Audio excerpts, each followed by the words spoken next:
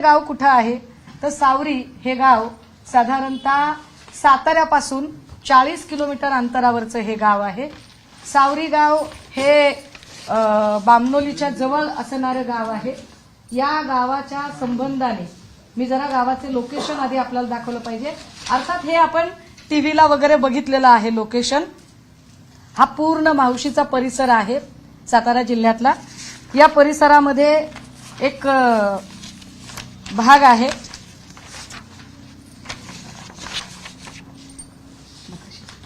हा हे साधारणतः हा याच्यामध्ये दोन गोल दिसतायत आपल्याला। या दोन गोलचा अर्थ काय ते मी सांगेन, पण आधी मी हा फोटो आपल्याला दाखवला पाहिजे। हे जे ब्ल्यू कलर दिसतोय हे कोयनेचं बॅक वॉटर आहे। मी स्वतः हे इतके तपशील सांगते कारण मी सावरीत जाऊन आले आणि एक एक गोष्ट बघितली आहे आणि सावरीतल्या प्रत्येक बाबी मी सावरीमध्ये आपल्याला सगळ्यांना घेऊन जाण्याचाही विचार केला होता, पण एक तर रस्ता अत्यंत अवघड आहे। या अवघड रस्त्यावरनं सगळे पत्रकार येऊ शकले असते का? लाईव्ह युनिट तिकडे नेणे शक्य नव्हते। दुसरं असं की मी तिकडनं लाईव्ह करणं शक्य नव्हतं कारण रेंज अजिबात नाहीये। हे बॅकवॉटर आहे कोयनेचं। इथे साधारणतः एक बांधकाम दिसत आहे। हे रिसॉर्ट आहे, हे रिसॉर्टचं बांधकाम आहे। इकडे अजून काही भाग दिसतोय। इथे आतल्या बाजूला स्विमिंग टँक आणि बऱ्याच गोष्टी तयार होत आहेत।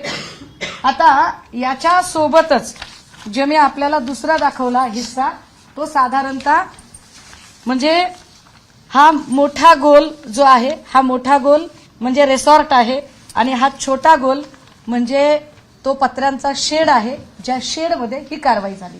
हे अंतर साधारणतः आपण बघा।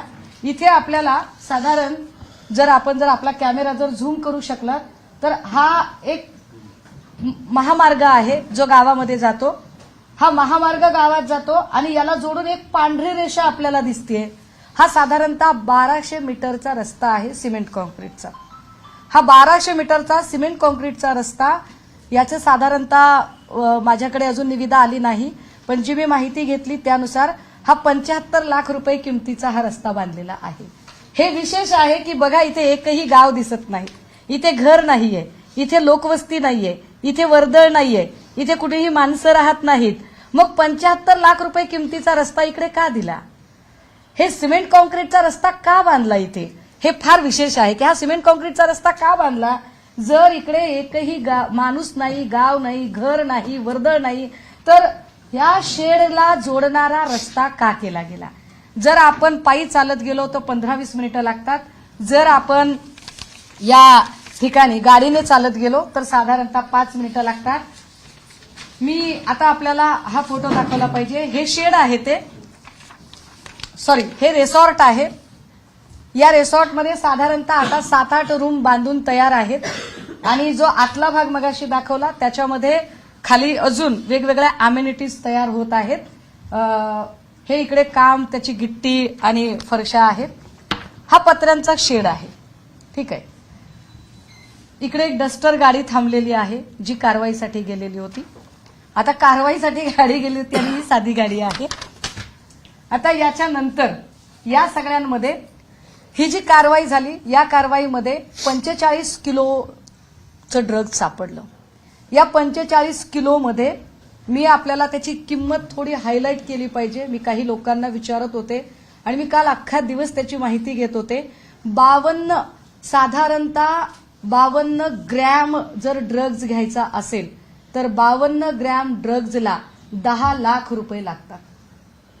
52 ग्रॅम ड्रग्जला जर 10 लाख रुपये लागतात तर 45 किलो ड्रग्जला किती? तर ते साधारणतः 115 कोटी रुपये होतात। 115 कोटी रुपयाचं ड्रग्ज या ठिकाणी सापडलं आणि ही बातमी फारशी काही हायलाइट होत नाही, हे विशेष। बरं आता ही माहिती मी तुम्हाला देते, ही इंटर रिलेट कशी होते बरं? तर मी सांगितलं पाहिजे की हे रिसॉर्ट कुणाच्या मालकीचं आहे? हे रिसॉर्ट साधारण प्रकाश शिंदे या व्यक्तीच्या मालकीचं आहे। प्रकाश शिंदे कोण आहेत? प्रकाश शिंदेचा काय संबंध आहे आणि प्रकाश शिंदे इकडे का गेले होते? तर या शेडला, हे जे शेड आहे या शेडला याचा मालक आहे गोविंद शिनकर। गोविंद शिनकरच्या शेडमध्ये, गोविंद शिनकरच्या शेडची चावी ही ओंकार डिगेने मागितली। ओंकार डिगेला सावरी गावामध्ये काळू नावाने ओळखतात। हे काळू नाव साधारणतः ओंकार डिगे। नाव रिपीट करा तुम्ही, अजून एक नाव सांगितलं, प्रकाश शिंदे। प्रकाश शिंदेचं हे रिसॉर्ट आहे। हा जो शेड आहे, हा शेड हा गोविंद शिनकरच्या मालकीचा आहे। गोविंद शिनकरच्या मालकीचा आहे हे मी कसं काय सांगू शकते, तर त्याची तुम्हाला मी 7/12 दिली पाहिजे। येस, पत्र्याच्या शेडमध्ये ड्रग्ज सापडला आणि या शेडची 7/12 गोविंद शिनकरच्या नावची आहे। ही गोविंद शिनकरची 7/12। या गोविंद शिनकरकडून चावी घेतली ओंकार डिगेने, असं गोविंद शिनकरने माहिती दिलेली आहे। ती माहिती आलेली आहे पुढे।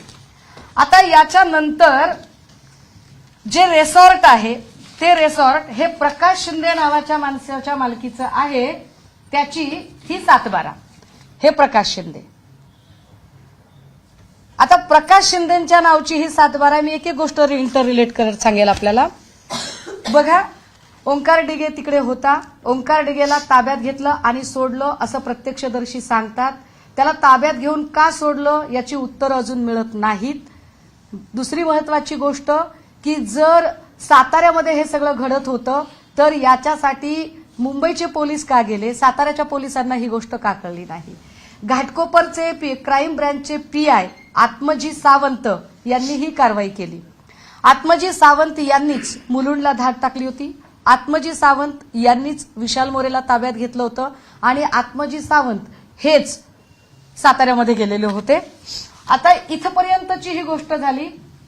हे सगळं तिथे अजून एक माणूस होता जो फरार झाला। हे हॉटेल कुणी चालवायला घेतलं होतं, हे रिसॉर्ट कुणी चालवायला घेतलं होतं, तर रणजित शिंदे नावाच्या माणसाने चालवायला घेतलं होतं। रणजित शिंदे कोण आहे, त्याच्या नेमणुकीचं पत्र जरा मी दाखवलं पाहिजे। हा रणजित शिंदे हा एकनाथ शिंदे साहेबांच्या गटाचा, कारण ओरिजिनल शिवसेना आम्हीच आहोत, हा एकनाथ शिंदे साहेबांच्या गटाचा हा युवा सेनेचा तालुका प्रमुख आहे। त्याचे हे नियुक्तीपत्र आहे। हा नुसता तालुका प्रमुख नाही, एकनाथ शिंदे साहेब ज्या मूळ गावचे आहेत त्या गावचा हा सरपंच आहे। दरेगावचा हा सरपंच आहे। मी खुलासे अजून करत जाईन, मी म्हणून म्हटलं की माननीय मुख्यमंत्र्यांनी मला सुरक्षा दिली पाहिजे।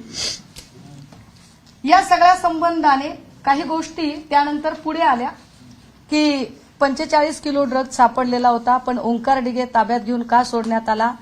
हा जो रणजित शिंदे आहे, हा रणजित शिंदे कुठे आहे, काय झालं त्याचं नेमकं। रणजित शिंदेच्या संबंधाने मी अजून एक माहिती आपल्याला दिली पाहिजे। ती माहिती अशी की तो दरेगावचा तर सरपंच आहेच आहे, पण रणजित शिंदे हा ते हॉटेल चालवत होता।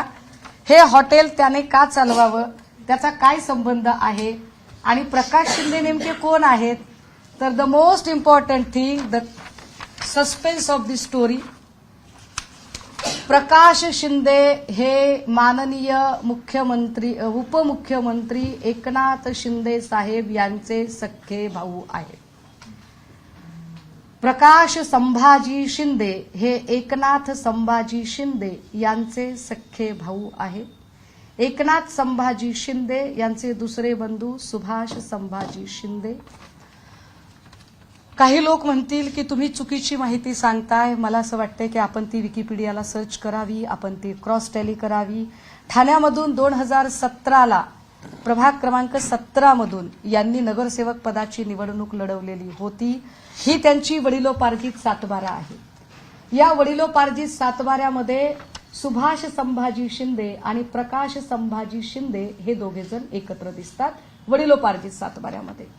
ही वडिलोपार्जित 7/12 बघताना अजून एक गोष्ट स्पष्ट व्हावी की पोलिसांच्या रेकॉर्डवर आलेली गोष्ट अशी आहे की या शेडमध्ये 3 लोक राहत होते। या 3 लोकांची नावं काय आहेत बरं, तर या 3 लोकांची नावं जरा मी आपल्याला सांगितली पाहिजेत। त्यातलं एक नाव आहे कायम नजर अब्बास सय्यद, दुसरं नाव आहे हबीजुल फक्रुल इस्लाम, राहणार लहरीघाट पोस्ट सेतू याकडी जिल्हा मोरीगाव आसाम. आणि तिसरं नाव आहे राजीकुल खलीलुल रहमान. आता ही 3 माणसं या शेडमध्ये कशी आली, आसामहून इकडे कशी आली, कुणी आणलं असेल बरं त्यांना इकडे? ह्या सगळ्यांची उत्तरं शोधली पाहिजेत कुणीतरी. 45 किलो ड्रग्ज नुसतं तिथे सापडलं म्हणजे खूप सारं ड्रग्ज असेल. कुणी आणलं त्यांना? याच्यातले काही बांगलादेशी आहेत असं म्हटलं जाते.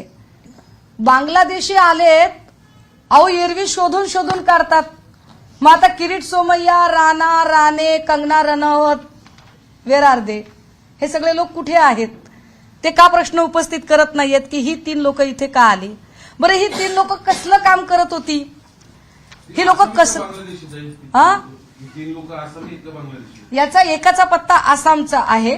काल हर्षवर्धनजी सपकाळ साहेब यांनी असं म्हटलंय की हे बांगलादेशी आहेत. हे बांगलादेशी आहेत की नाही हे अजून पोलीस स्पष्टपणे सांगू शकतील. पण अतिशय महत्वाची आणि स्फोटक गोष्ट ही आहे की या संबंधाने तुषार दोशींनी काही बातमी लपवलेली आहे, काही माहिती लपवलेली आहे.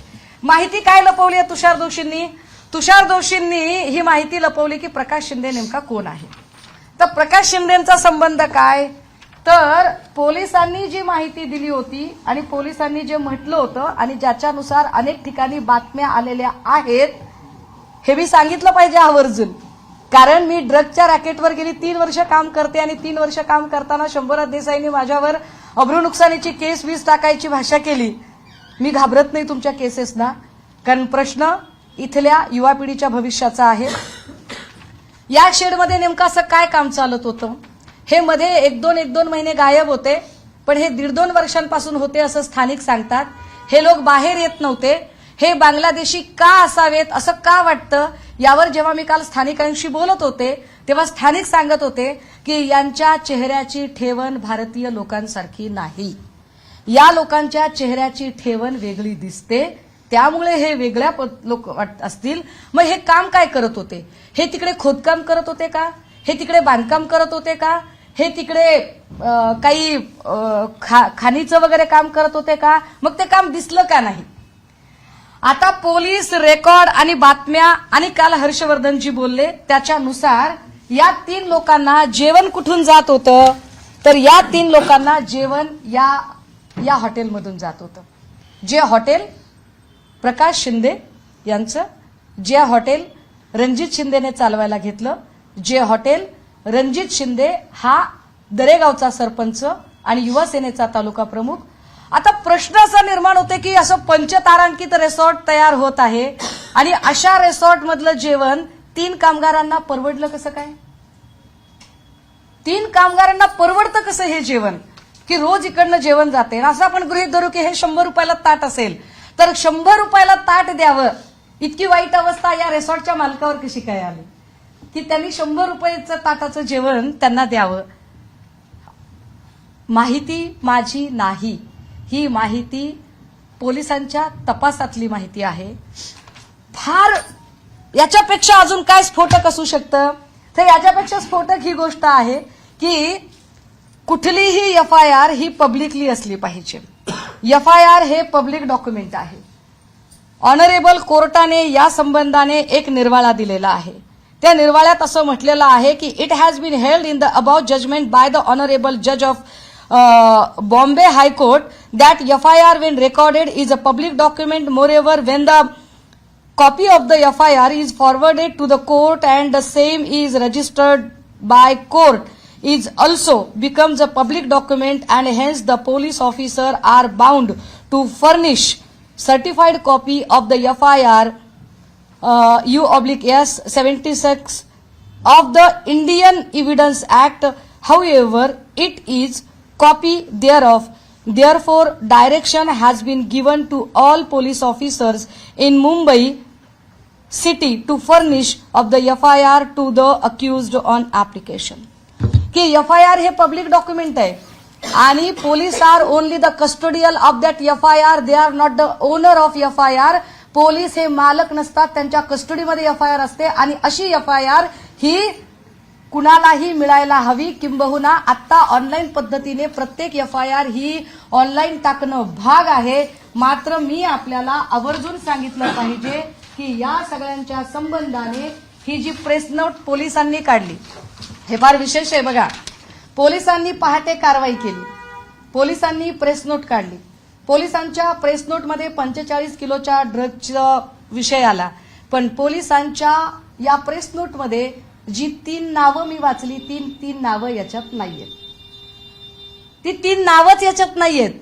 मी FIR शोधण्यासाठी जंगजंग पछाडलं. मी 2 दिवसांपासून, मला उशीर का लागतोय, 13 तारखेपासून आज 17 तारीख, मी 4 दिवस झाला हैराण आहे आणि मी काहीही प्रयत्न केले. अगदी मी कुठली नाहीत म्हणताय, म्हणजे ते बांगलादेशी लोक म्हणतात का ते दुसरी 3 नावं, कुठली नावं? ही 3 नावं ही बांगलादेशी आहेत की नाही ते त्यांनी सांगावं, आम्हाला काही माहित नाही. स्थानिक म्हणतात की ते आपल्या देशातले नाहीत, स्थानिक म्हणतात की त्यांचे चेहरे हे भारतीय लोकांसारखी त्यांच्या चेहऱ्याची ठेवण नाही.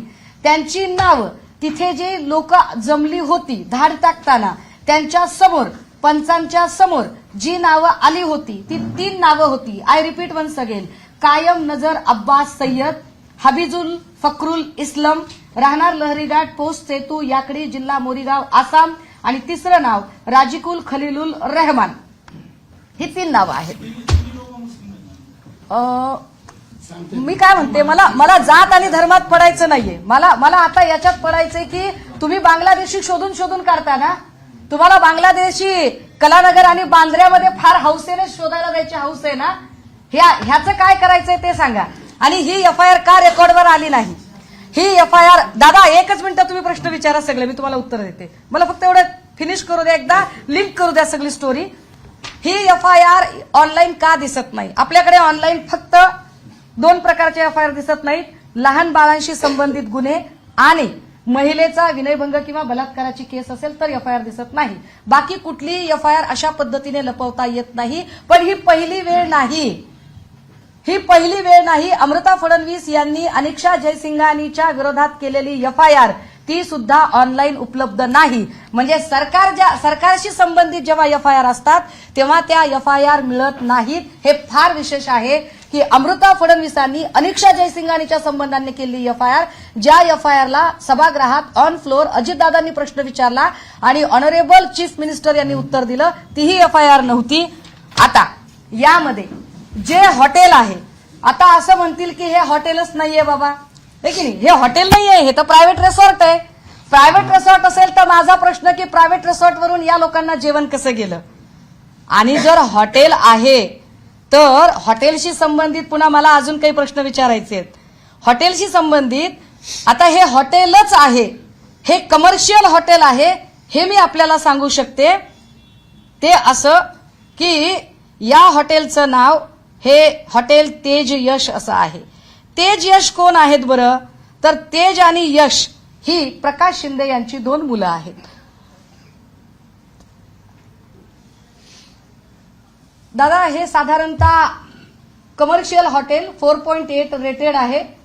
मी आपल्याला गुगलवर दाखवते, डायरेक्ट ऑनलाईन दाखवते. हे 4.8 रेटेड आहे हॉटेल. हे बामनोलीच्या तिथलं हॉटेल आहे. विशेष याला जर इकडे व्हॉट्सअपमध्ये जर गेलात तर याला तुम्ही वेबसाईट तर चेक करू शकता, पण तुम्ही याला व्हॉट्सअपवर जाऊन तुम्ही याच्यात बुकिंगही करू शकता. हे कमर्शियल हॉटेल आहे. हे बघा, हे ह्याचं कार्ड आलं याच्यामध्ये, ठीक आहे. आता तुम्ही म्हणाल की कमर्शियल हॉटेल आहे तर इतकं काय त्याच्यामध्ये? हॉटेल आहे कळलं ना, का सांगताय तुम्ही आम्हाला? मी ते यासाठी सांगितलं पाहिजे की ही साधारण MSRDC विशेष प्राधिकरणची कॉपी आहे माझ्या हातात. या विशेष प्राधिकरण कॉपीने काही आक्षेप घेतलेले आहेत की तिथे त्यांच्या परमिशन शिवाय कुठलीही कमर्शियल प्रॉपर्टी तयार करता येत नाही. आणि हा आक्षेप हॉटेल तेज यशवर घेतलेला आहे. हॉटेल तेज यशवर हा आक्षेप का घेतला त्याचं अजून एक कारण मी आपल्याला सांगितलं पाहिजे. एक दुसरं त्याचं मी अजून एक आपल्याला कारण सांगितलं पाहिजे की यामध्ये विशेष कोयना धरणाच्या परिक्षेत्रामध्ये किमान 75 मीटर अंतरापर्यंत तिथे कुठलेही बांधकाम करता येत नाही. असं असताना सुद्धा फक्त 5 मीटर अंतरावर हे बांधकाम केलं गेलं. नाही, कॉपी आहे. रूल आहे त्याच्यामध्ये. तर फक्त 5 मीटरच्या अंतरावर हे बांधकाम केलं गेलं. आता जर 5 मीटरच्या अंतरावर जर तुम्ही बांधकाम केलेलं आहे तर काय याच्यावर आक्षेप घेतले गेले, त्याचं काय केलं? एकाही अभियंत्याने यावर आक्षेप घेतला नाही. हे प्रिव्हिलेज कुणाला दिले गेले? हे प्रिव्हिलेज प्रकाश शिंदेला मिळाले. 115 कोटीचं ड्रग जिथे सापडतं आणि ज्याच्या जागेशी संबंधित गोष्टी आहेत त्याच्यावर काहीच कारवाई होत नाही, त्याचा उल्लेख सुद्धा येत नाही, त्याच्यावर चर्चा केली जात नाही. तुषार दोषी असं सांगतात की प्रकाश शिंदे हा दुसराच कुणीतरी माणूस आहे. तुम्ही म्हणाल तुमच्याकडे काय पुरावा आहे? मी तर तुम्हाला 7/12 पण दाखवली हो साहेब, मी सगळंच दाखवलं. मी अजून तुम्हाला काही गोष्टी दाखवते. हा रणजित शिंदे आहे. हा रणजित शिंदे दरेगावचा सरपंच जो हॉटेल चालवत होता. हे श्रीकांत शिंदे त्यांच्यासोबतचा फोटो असणं स्वाभाविक आहे. हा रणजित शिंदे आहे. दरेगावी हेलिकॉप्टर उतरतं उडतं त्यावेळेची सगळी सोय रणजित शिंदे. ठीक आहे. प्रकाश शिंदेची 2 मुलं म्हणजे तेज आणि यश, ही साधारणतः वाढदिवसाला लागलेली एक जाहिरात. म्हणजे मी त्या गावात गेले म्हणून जे काही फोटो मी काढू शकले त्याच्यातले हे बघा. रुद्रांश व दादाला आणि मोठ्या पप्पांना वाढदिवसाच्या हार्दिक शुभेच्छा. शुभेच्छुक कोण आहेत? यश प्रकाश शिंदे, तेजस प्रकाश शिंदे, त्यांचे वाढदिवस, हे सगळे कागद. नाही, मला काय म्हणायचंय, जर डीसीएमचे भाऊ चालवतात की नाही चालवतात ते पोलिसांनी ठरवावं. पण या गोष्टीची एफआयआर पब्लिक का केली नाही? तुषार दोषींनी प्रकाश शिंदे हा माणूस कोण आहे या व्यक्तीची ओळख का लपवून ठेवली? अनेक पत्रकारांनी, पुण्यातले, कोल्हापूरमधले, साताऱ्याचे, मुंबईचे अनेक पत्रकारांनी तुषार दोषींना संपर्क करून प्रकाश शिंदे नेमका कोण आहे याची माहिती घेण्याचा प्रयत्न केला. तेव्हा तुषार दोषींनी माहिती भरकटवण्याचा प्रयत्न का केला? बर, पुढे ड्रग्ज प्रकरणातले हे आरोपी फरार आहेत. काय यावर चर्चा केली जाणार आहे का? महानगरपालिकाचे इलेक्शन तोंडावर आहे. तुम्ही सगळे महानगरपालिका फार सुरक्षित आणि अत्यंत चांगल्या वातावरणामध्ये, आम्हाला सुरक्षित हातांमध्ये पालिका द्यायची वगैरे. हे सुरक्षित हात कसे समजायचे की जर गृहमंत्री याची एफआयआर, याचा कॉग्निझन्स का घेतला जात नाही? याची एफआयआर कुठे आहे? एफआयआर झाली की नाही झाली? आत्मजी सावंत यांच्यावर दबाव आलेला आहे का? आत्मजी सावंत त्याच्यानंतर पीआय आत्मजी सावंत ज्यांनी रेड केली होती ते याच्यानंतर काहीही बोललेले नाहीत. अशी कुठे प्रेस नोट असू शकते का की ज्या प्रेस नोटमध्ये काही तपशीलच नाही दिलेले? अरे मग घेतली तरी कशाला? प्रेस नोट घेतली कशाला? तुम्ही पत्रकार परिषद घेतली कशाला आणि कारवाई तरी कशाला केली? म्हणजे याचा अर्थ कारवाई करायला गेले होते पण त्यांना कल्पनाच नव्हती की पुढे काय वाढून ठेवलेलं आहे. आणि नंतर मात्र त्यांनी या सगळ्यातनं वॉकआउट करायचा प्रयत्न केला का? मी जरा पोलिसांची प्रेस नोट पुन्हा एकदा वाचून दाखवू का? दिनांक 9/10/2025 रोजी गुन्हा प्रशासन शासन कक्ष 7 यांच्याकडून मुलुंड पश्चिम मुंबई येथे 2 इसमांकडून 136 ग्रॅम एमडी मॅफेड्रॉन हा अंमली पदार्थ जप्त करण्यात आला होता. सदर बाबत विस्था गु र क्रमांक 165/225 2025 कलम 8 क 22 क 29 एनडीपीएस ऍक्ट अन्वये गुन्हा दाखल करण्यात आला. गुन्हा दाखल करण्यात आला तर 5 दिवसांपासून एफआयआर का नाही? एरवी काही नसताना तुषार दोषी कुणालाही सोबत घेऊन पत्रकार परिषदा घेऊन तपासातल्या गोष्टी उघड करतात ना. मग इतकी महत्वाची गोष्ट जी महाराष्ट्राच्या भविष्याशी संबंधित आहे या गोष्टीवर आता मौन का बाळगलं जात आहे? यावर एकही जण प्रश्न का विचारत नाही? एरवी कुणी साधा सभागृहात पत्ते खेळला तर त्याचे राजीनामे मागितले जातात ना. मग आता या प्रकरणामध्ये कोण कुणाचा राजीनामा मागणार आणि कसा मागणार? किरीट सोमय्या, नितीश राणे, कंगना राणावत, नवनीत राणा या सगळ्या लोकांचे रोल काय असतील? कट्टर हिंदुत्ववादी म्हणणाऱ्या लोकांना आता आमचे काही प्रश्न आहेत. कट्टर हिंदुत्ववादी म्हणणारे लोक यांना हे कळत नाहीये का की ड्रग्ज हा विषय हा मुस्लिम पोरांनाही अफेक्ट करेल, हा शीख पोरांनाही अफेक्ट करेल, हा जैन पोरांनाही अफेक्ट करेल आणि हा हिंदू पोरांना सुद्धा अफेक्ट करेल.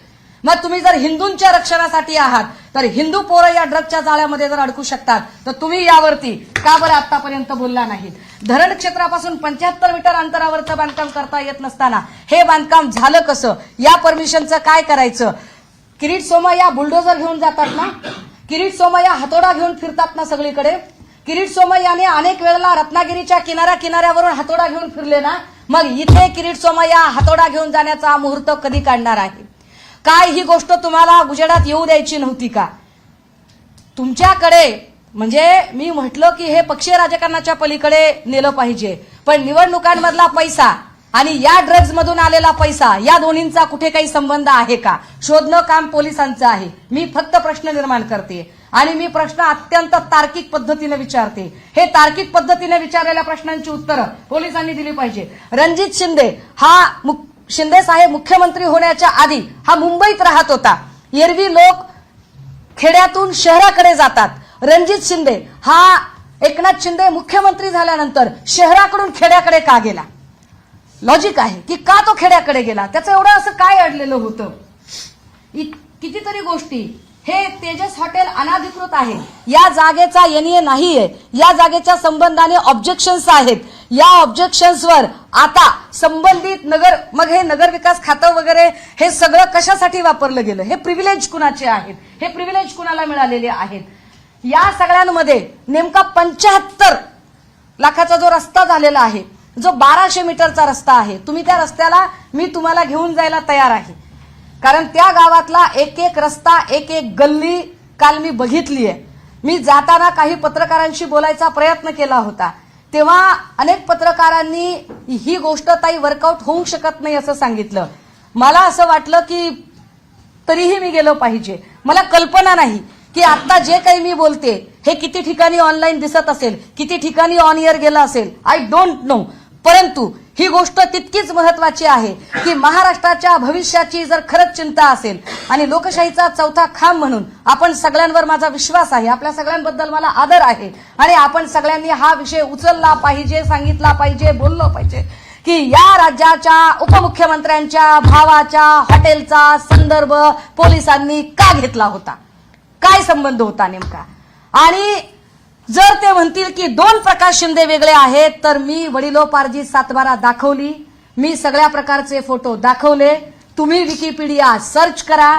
मी याच्या पलीकडे जाऊन त्याच्या संबंधाने असणारी माहिती की प्रकाश शिंदेची 2 मुलं, त्यांच्या पत्नीचं नाव आय थिंक राजश्री शिंदे आहे. मी एक माहिती व्हेरीफाय करून 4 दिवस त्याच्यावर माथापच्ची केल्यानंतर इथपर्यंत पोहोचलीये. मला माहित नाही की माझ्या पाठीशी कोण उभे राहील की नाही, परंतु लढणे माझा धर्म आहे. मी लढलं पाहिजे, कारण मी ज्या कॉजसाठी राजकारणात आहे ते कॉज जर मी करू शकत नसेल